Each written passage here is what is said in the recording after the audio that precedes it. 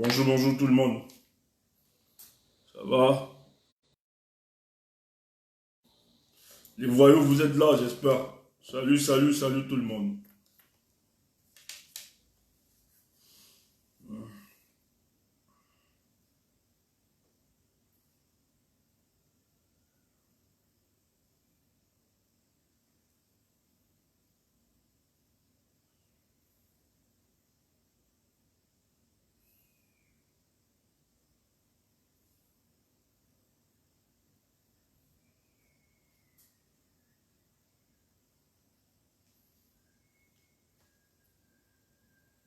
Il y a...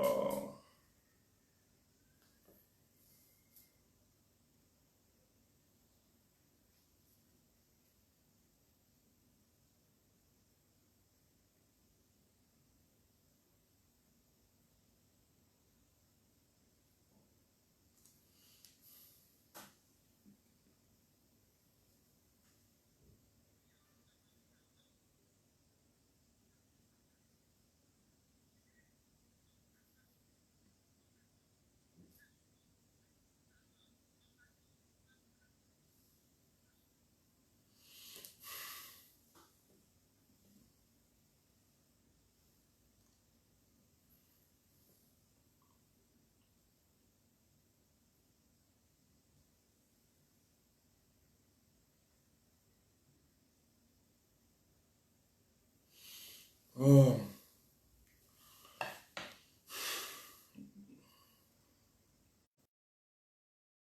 Rebonjour une fois de plus, hein. Et c'est un énorme plaisir de savoir que la plupart, vous êtes toujours disposés euh, pour apporter votre petite contribution pour faire avancer notre lutte. Vraiment, ça fait plaisir, ça fait plaisir. C'est pour ça que nous sommes respectueux de tous les combattants, tous les internautes, chaque jour qui se mobilisent, qui n'ont même plus leur vie à eux, mais qui se sont dit qu'il faut se mettre, se donner, chacun, voilà. Oh, mais il y a quelqu'un qui me fait rire, un aîné qui me fait rire. Voilà.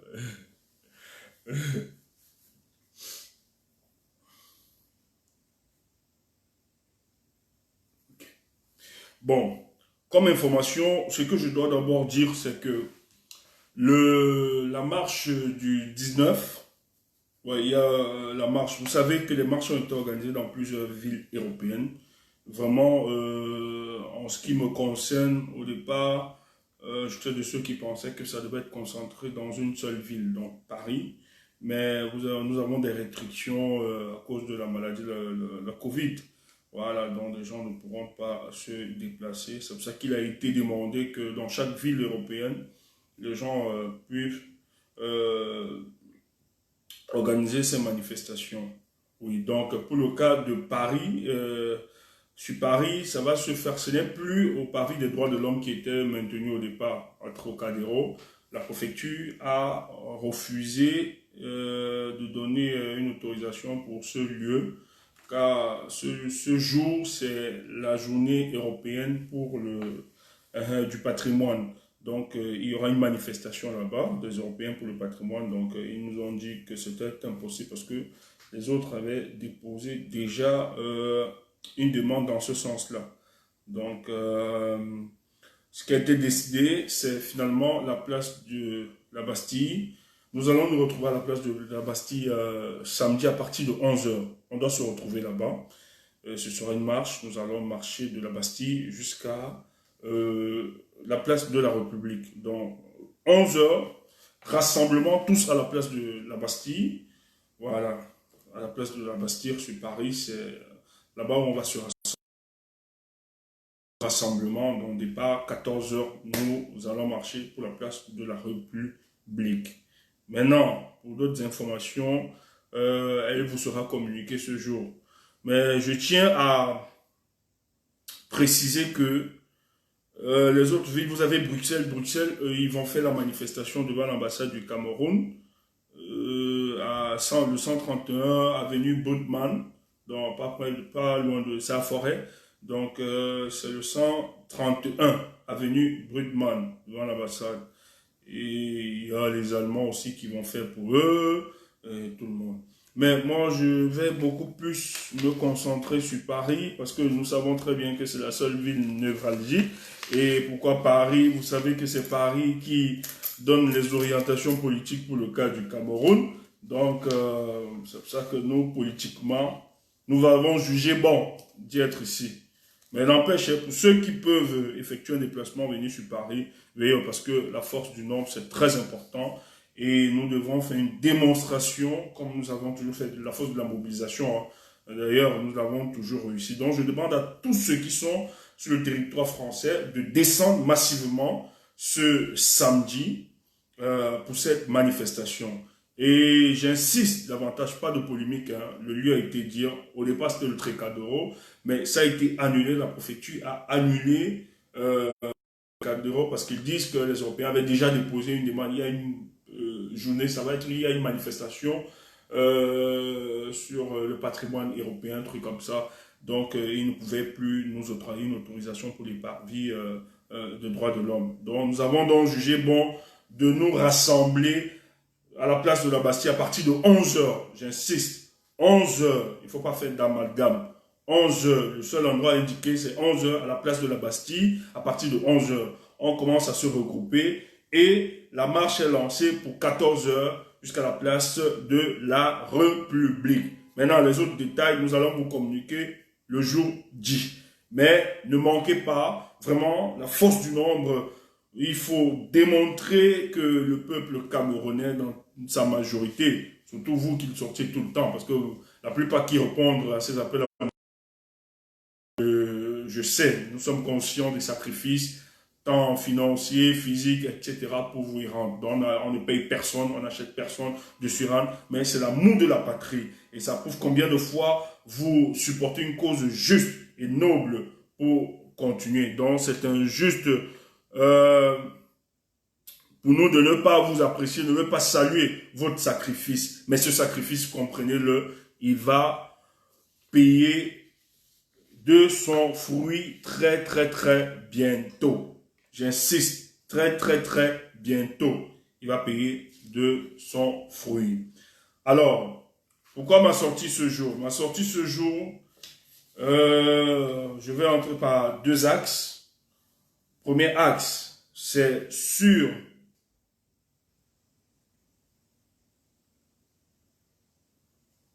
voilà.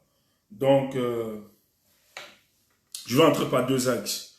Le premier axe, c'est sur le déploiement et les intimidations de ceux d'en face, de nos adversaires. Voilà. À cause de nos adversaires, ce qui est quand même surprenant, depuis que ça a été annoncé la date du 22, la République du Cameroun est tellement agitée. Ils sont en transe. Ils sont en transe. Ils sont tellement agités. Nous sommes surpris. On met tout le monde à contribution pour contrecarrer ce qui va se faire le 22, à partir du 22. Ça nous amuse. Ça nous amuse. Vous croyez que vous allez continuer à contenir le peuple camerounais dans ce sens-là? Vous vous trompez. Vous vous trompez. Vous vous trompez.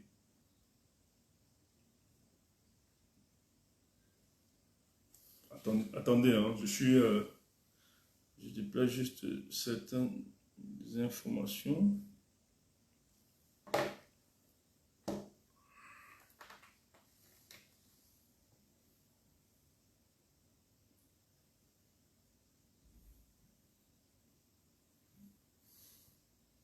Le pays de Paul Biya. Le pays de Paul Biya. Vous allez faire ça ailleurs.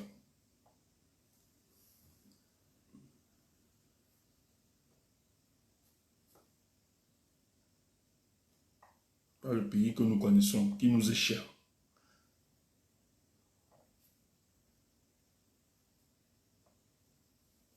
Je cherche juste un élément pour nous. Il me paraît important.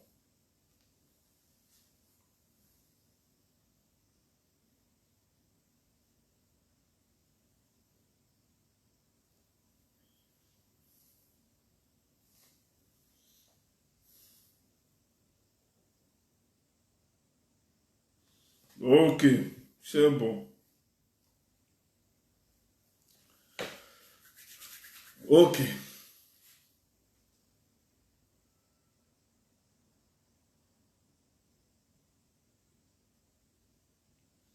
Comme je disais, je vais encore insister, chers frères, sur notre manifestation de Paris ce samedi. Je vais encore insister sur la force du nombre, c'est très important. Je ne vais pas entrer dans des détails, je refuse d'entrer dans des détails, d'expliquer pourquoi, mais samedi, nous appelons tout le monde, tous les Camerounais qui doivent se lever contre comme un seul homme ce jour du 19. Nous devons tous nous rendre. Je dis ceux qui sont regroupés partout en France. Descendez massivement sur Paris. J'insiste. Descendez massivement sur Paris le 19. À partir de 11 h, à la place de la Bastille, nous commençons à nous mobiliser pour engager une marche de la Bastille à la place de la République. Mais entre-temps, nous allons vous communiquer ce jour comment chacun doit se tenir. C'est important. Le monde entier nous regarde. Le monde entier est alerté par rapport à notre démarche. Tout le monde nous regarde. Et la force de notre mobilisation ce jour a plus qu'un sens. Je ne vais pas entrer dans les détails. Donc c'est un défi, non seulement pour donner le ton à ce qui s'annonce pour le cas du Cameroun, mais à démontrer au monde entier que les Camerounais, dans toute leur majorité, ont décidé du départ de M. Paul Biya. Il ne faut pas balbutier avec ces mots. Il faut le dire exactement. Parce qu'il y a une guerre qu'ils veulent déclarer au peuple camerounais. Et nous n'allons pas permettre. Des gens nous font du juridisme, etc. sur les plateaux de télé, nous menacent, nous parlent question de légalité, évoquent que nous n'avons pas le droit de nous mobiliser, de demander le départ de M. Paul Biya, de son régime, sans toutefois refaire l'histoire de l'humanité. Il n'y a aucun peuple sur la terre des vivants qui peut vivre éternellement en harmonie avec une dictature. La dictature peut se maintenir par tous les moyens, parce qu'ils utilisent beaucoup plus les moyens répressifs pour se maintenir au pouvoir. Mais pendant ce moment, le peuple essaye d'étudier les forces et les faiblesses de ce système et développe naturellement les conditions de résistance à cette répression. Et lorsque ce peuple réussit à le développer, il s'impose comme un seul homme pour demander à la chute et au renversement de ce régime. Donc, nous ne sommes pas là pour nous amuser. On ne doit même pas balbutier sur certains mots. Le 22 est le déclenchement du départ de M. Paul Biya et toute sa bande, en tout cas de son fantôme, pour être en harmonie ou bien en accord avec ceux qui pensent que, comme moi, qui n'est plus.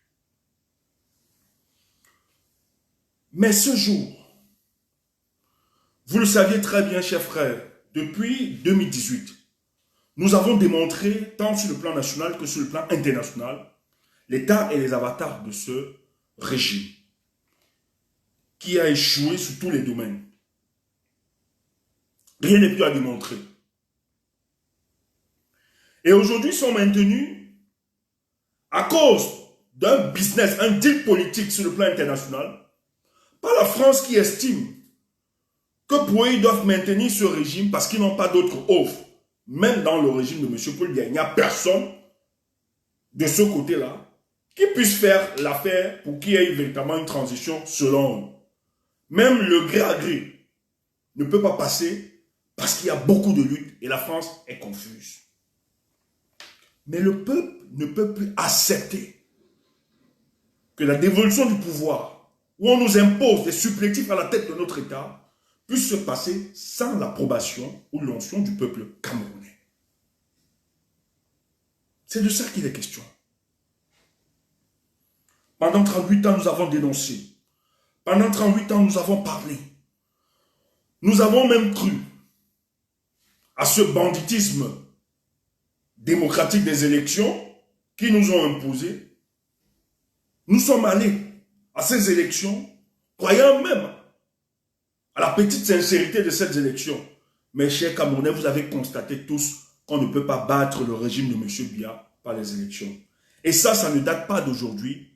Depuis l'avènement de cette démocratie imposée par la France dans les années 90, on n'a jamais battu M. Biya dans une élection au Cameroun.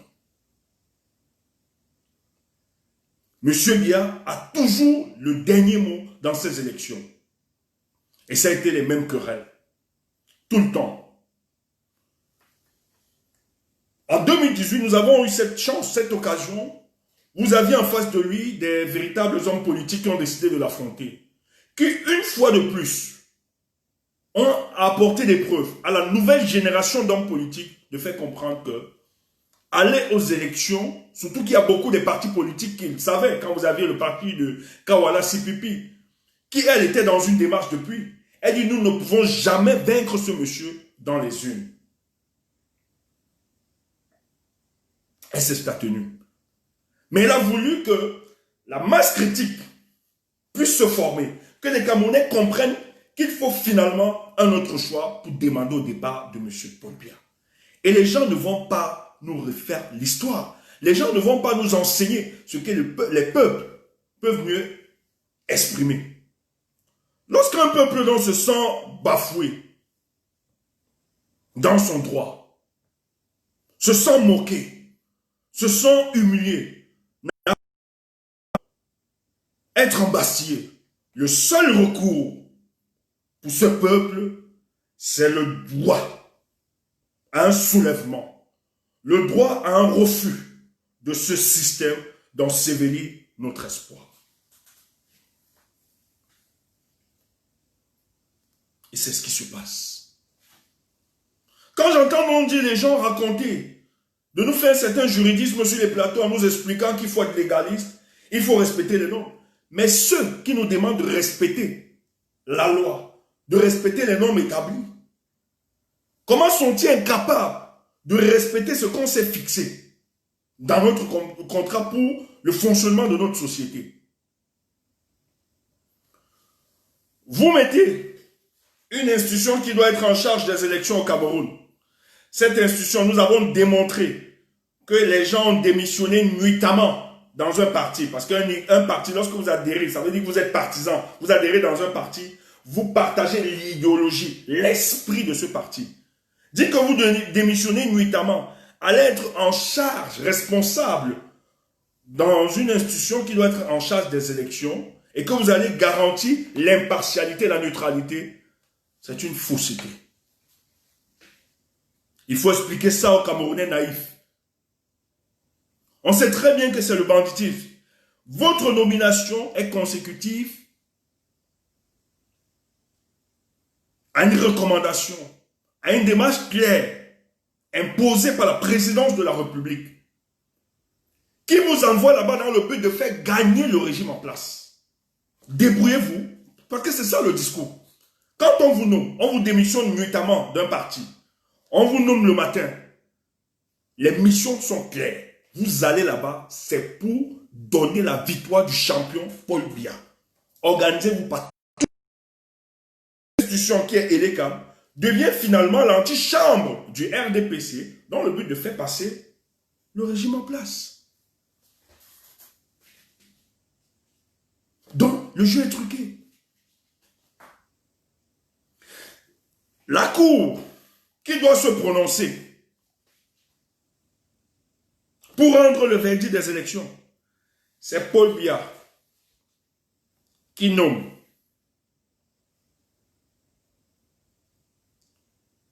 Qui démissionne. C'est lui qui est l'alpha et l'oméga de la promotion de ces membres du Conseil constitutionnel. Donc tous sont suspendus à ce monsieur. Parce que pour eux, c'est une carrière. Donc, lorsqu'ils sont nommés par décret par monsieur Paul Biya, le chef suprême de la magistrature, leur rôle, c'est de garantir la victoire de ce monsieur. On a vu ça avec Clément Atanga. Atanga, ou bien c'est Atanga, Clément, un truc comme ça. Les missions sont claires. Et c'est des gens qui ont toujours travaillé pour ce système, qui ont toujours été dans ce système.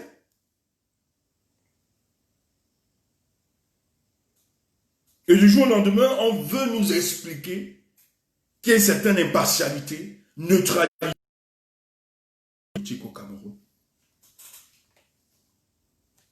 Nous ne bavardons pas. On ne fait pas juste de la spéculation, mais les faits sont là, sont réels.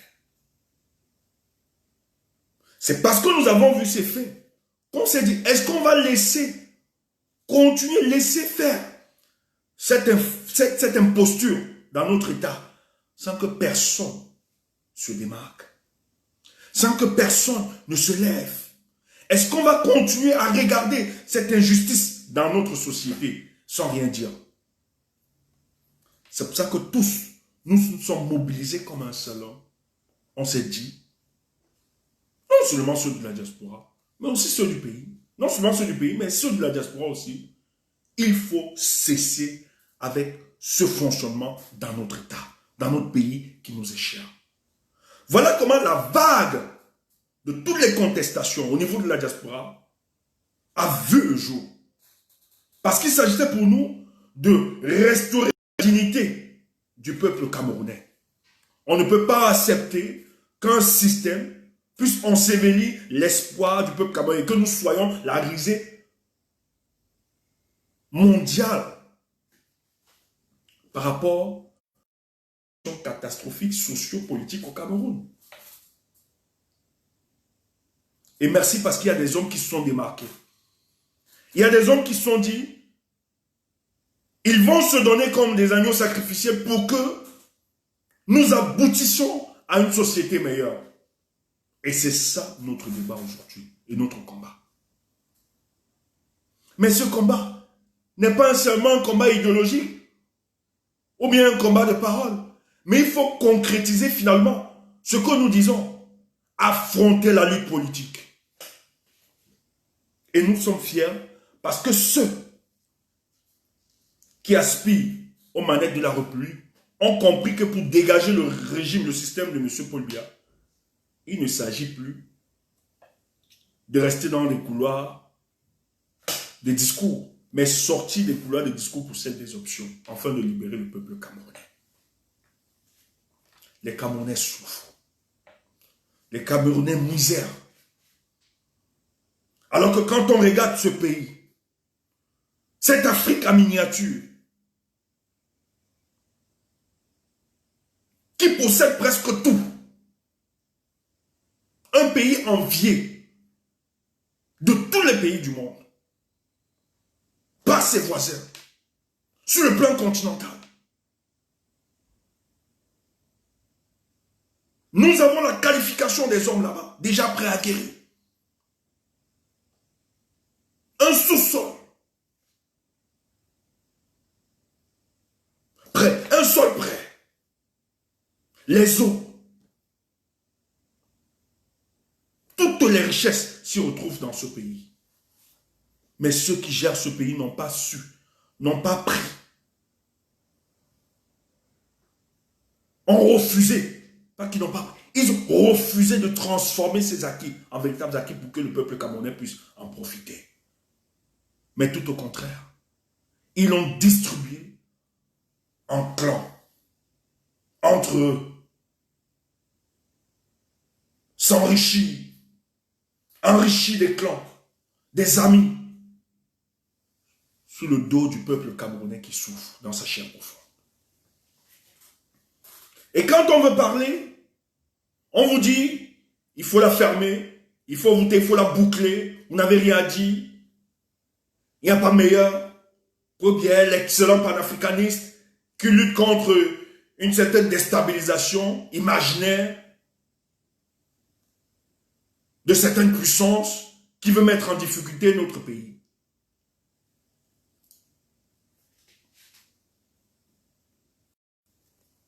Mais écoutez,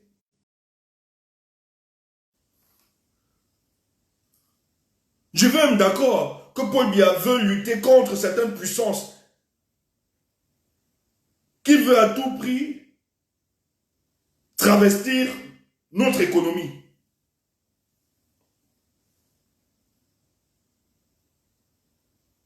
Mais pour que ce soit visible son combat, pour qu'on accepte ce combat, pour que nous sachions, pour que nous acceptions que ce type est dans une démarche de lutte souverainiste, il faut une certaine potabilité dans ses actions politiques.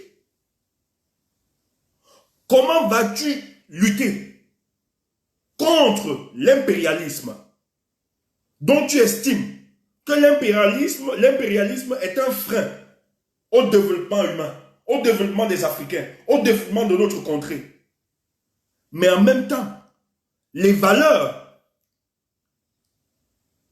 que tu dis vouloir prôner, pour un respect de souveraineté, pour un respect des peuples, le peuple que tu as sous ton autorité, tu n'arrives même pas à respecter ce peuple, à établir une redistribution égalitaire.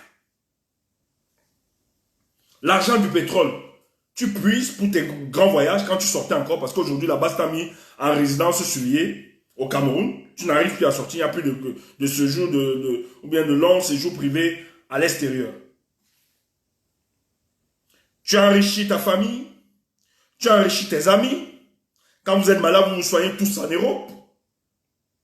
Le peuple ne peut pas se nourrir, le peuple ne peut pas s'éduquer, le peuple ne peut pas se loger. Il n'y a pas de routes, les routes sont accidentogènes au Cameroun. Les hôpitaux, c'est des véritables mouroirs. L'eau est devenue colorée, beaucoup d'odeurs.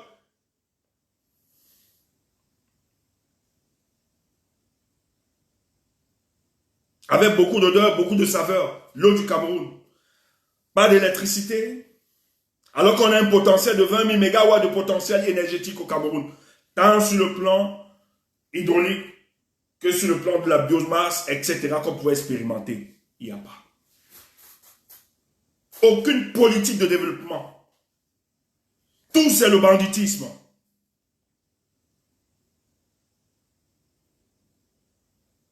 Une administration discoutoire. Les Camerounais ont peur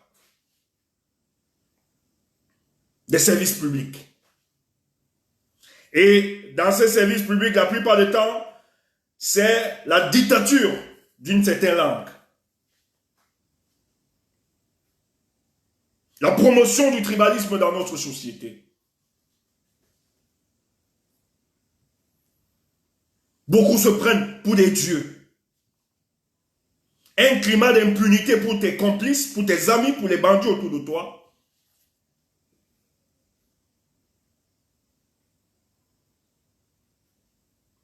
Nous avons 547 sites touristiques non viabilisables. Or, les pays de l'Afrique de l'Est, la SADC, la première économie de ces pays-là, les pays qu'on se moquait, tels que l'Éthiopie, le Kenya, etc. La première force de leur économie, la Tanzanie, etc., est basé sur le tourisme. Mais au Cameroun, nous avons 547 sites touristiques qui sont non viabilisables par le régime de M. Paul Biya depuis 38 ans. Le tourisme ne fait pas vivre au pays. Or, tous les pays que je vous ai cités là ne sont que reconnus, ne font que la fierté de leur économie sur le tourisme d'abord. Donc, sans même compter sur ce qu'ils ont comme ressources. Or, le Cameroun a 547 sites touristiques. Donc, si on les viabilise, le Cameroun devient une destination. Si on vend seulement la destination, ils n'ont rien foutu.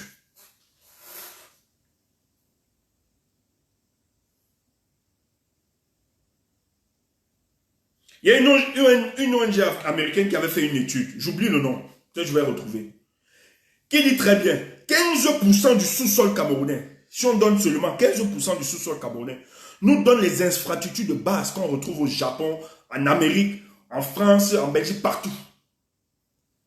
Donc, si Biya décide qu'il appelle les investisseurs, il dit, je vous donne 15% de mon sous-sol. Une valeur de 120 milliards de dollars. Il dit, voici les 15%. Je veux que mon pays ait le même standard que la France ou les États-Unis. Voici. On le développe.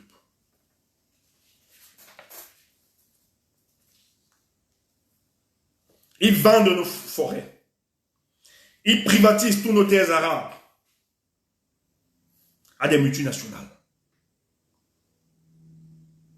Les populations n'ont pas de retombées. Aucun retombé pour les populations. Je ne sais même pas. Pas de retombées. Pas de retombées pour les populations.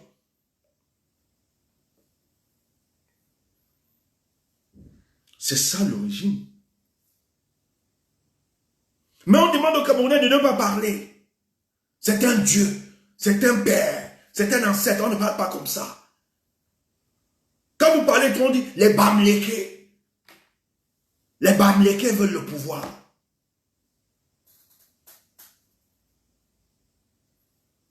Les Bamlékés veulent le pouvoir. Quand vous êtes en cours d'argument, en manque d'inventivité politique, il faut maintenant surfer. Il faut les acébations du tribalisme comme force centrifuge pour diviser les Camerounais entre eux. Voici. J'ai un aîné et frère qui m'a envoyé ceci ce matin. Je vais lire pour vous. Le sous-préfet de l'arrondissement de Douala, 3e.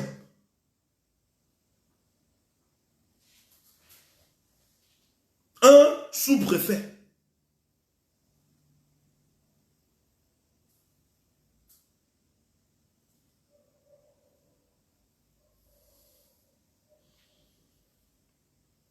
Il envoie un message au président de la communauté du Grand Nord, dans Douala 3e. Dans le cadre, il est mention urgent. La note a été envoyée le 16 septembre 2020. Le 7 septembre, il y a encore, il y a combien de jours? 16. Attends. 17, 18, 19, 20, 21. Les gars sont en transe, ils sont agités. Donc, au-delà des interdictions, le ministre de l'administration territoriale a parlé. Le porte-parole du gouvernement, ministre de la communication, a parlé. Les gouverneurs de chaque région ont parlé. Maintenant, on demande même aux préfets. Les préfets ont parlé. Maintenant, qu'est-ce que les préfets font? Ils s'en vont maintenant dans des communautés. Et ça, le sous-préfet de Douala 3e, un certain Aïssim Bogo, il envoie une note au président de la communauté du Grand Nord.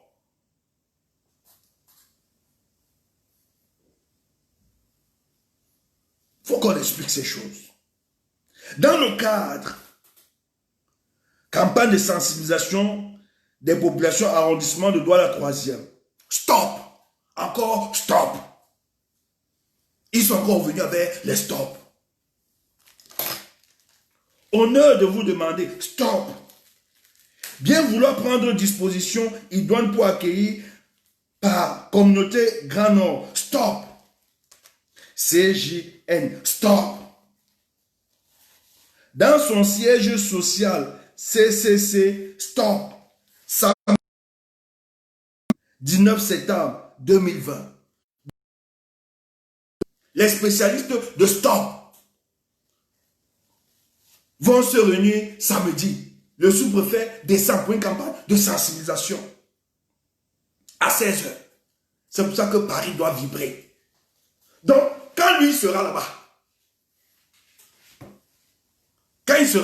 samedi, pendant qu'ils seront là-bas à 16 heures, les spécialistes du stop, nous ici à Paris et autres villes,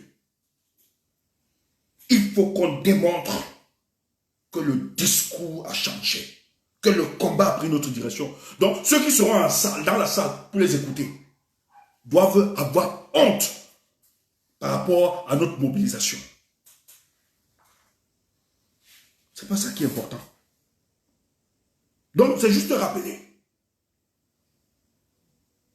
Les spécialistes du stop là, nous devons leur renvoyer la honte ce samedi. Ils doivent comprendre que nous avons la réalité. Ils peuvent payer des gens, rassembler des gens, donner des PDM. Mais nous devons leur envoyer des images fortes.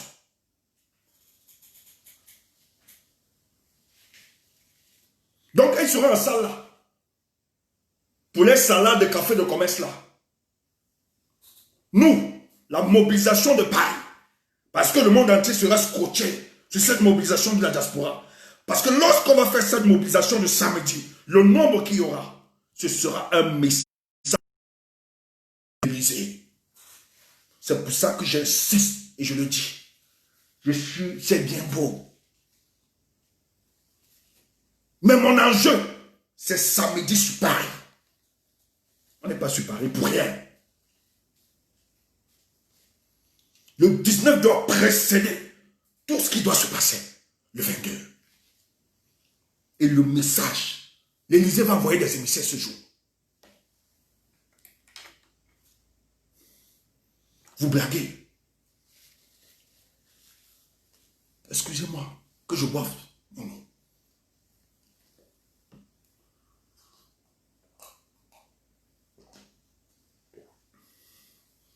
Donc celui qui peut, l'enjeu c'est ici. Soyez là. Paul Biya est tenu, son régime est tenu là. Il tient encore. Parce que le spécialiste du banditisme de la politique france-africaine, Yves Le Drian, qui est le regard, le miroir de Macron, pour le cas du Cameroun, dans un business avec les caciques de ce régime, on ne peut pas faire du gantérisme politique sur la tête des Camerounais, c'est trop. Il faut mettre ces grandes contradictions. Il faut envoyer un message fort. Que samedi, la multitude des Camerounais que vous voyez là, ils estiment que c'est de trop. Vous avez intérêt de lâcher le régime démocraticide de Yaoundé. Donc il faut que samedi là, les deals et les business politiques sur le plan international pour avoir une certaine couverture doivent tomber par notre mobilisation. Dans ce jour, la réunion de ce petit commissionnaire de Paul Biya à ici Vogo, à 16 heures, quand vous seriez réunis, les villes européennes doivent trembler. La multitude du peuple camerounais pour dire, parce que vous savez et vous aviez peur de la pression sur le plan international. C'est pour ça que vous utilisez toutes les stratégies pour tuer dans l'embryon, dans l'œuf, toute vérité contestataire. Donc les spécialistes de stop disent état dicte, sensibilisation contre, appel.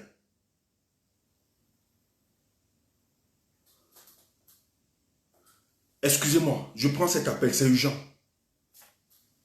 Excusez. Oui, allô? Oui. Oui, ça va, ça va. En fait, je suis en direct. Passe vite ton message. Oui. C'est urgent, non? Quand je vois sur toi qui m'appelle là, il est nul. Non, toi, on ne t'écoute pas, vas-y.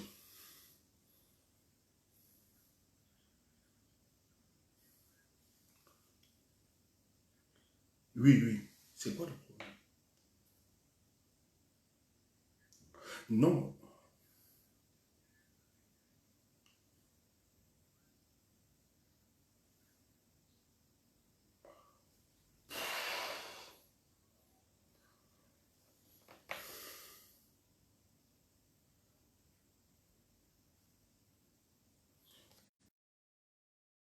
Alors, qu'est-ce qui se passe?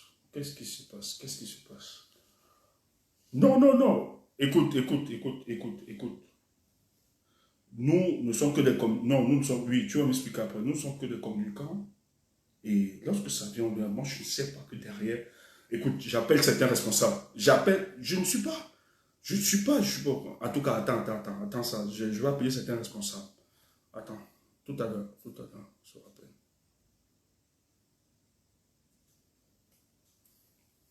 Allô? Je vais arrêter le direct. Excusez-moi. Même s'il faut que je revienne pour plus tard. Il faut gérer certains. Mais c'est grave ça. Excusez-moi. Dans l'urgence, on doit gérer une situation. C'est grave, c'est grave. Je reviendrai vers vous pour plus tard. Je vous en prie. Excusez-moi, excusez-moi. Je ne peux pas continuer si les choses ne sont pas claires. Excusez-moi. Ma tête bouillonne là, excusez-moi. Il faut qu'on arrange certains trucs. Parce que la confusion, elle est un des premiers ennemis dans notre révolution. Et ça, je ne supporte pas. Les gens vont devoir nous déchirer. Nous ne pouvons pas mourir pour ce combat. Que les gens se déchirent ou bien organisent des choses. Il faut que ça s'arrête. Il faut que ça s'arrête. Alors là, moi, je suis dans mes états. Si on va gâter tout. Je reviendrai, excusez-moi, pour plus tard.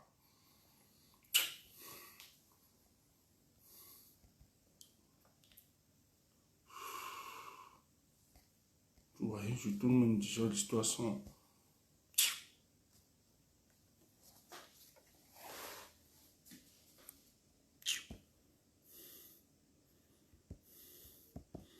Tellement je suis énervé, je suis à bout.